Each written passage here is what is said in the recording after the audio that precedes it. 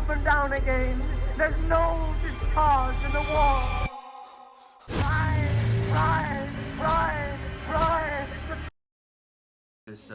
This creature or man, because they don't know. Some people say it's paranormal. Some people say it's like a person. All right. What have you learned about him or heard? So I learned that there was some cases back in the 70s where apparently in Virginia there was this guy in a bunny suit with an axe who was threatening people.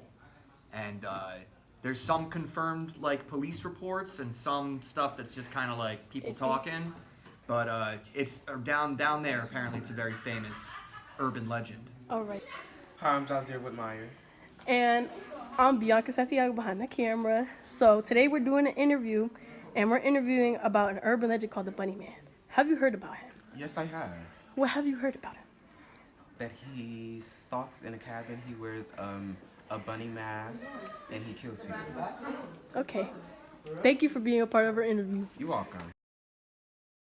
The whole town is haunted. Our tale, no pun intended, centers on a series of mysterious incidents over the past century involving a man in a bunny suit chasing people around the woods with a hatchet near a small town in Fairfax County. The most horrifying part of the story unfolded right here on this train overpass bridge in Clifton, Virginia.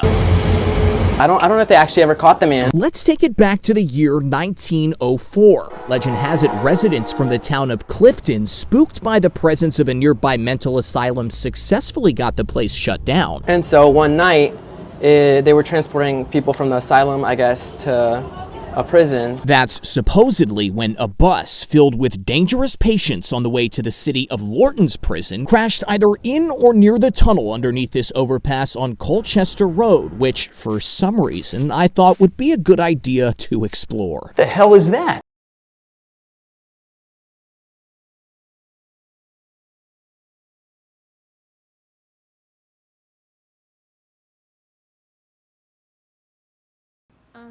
So I am the group leader, Bianca. Well, y'all all know me. So I have come because I have to speak about the urban legend, the Bunnyman. One question is that, do I think he's real? Unfortunately, no, I don't think he's real. There's criminal records of made up things that were supposedly AI and they weren't really original.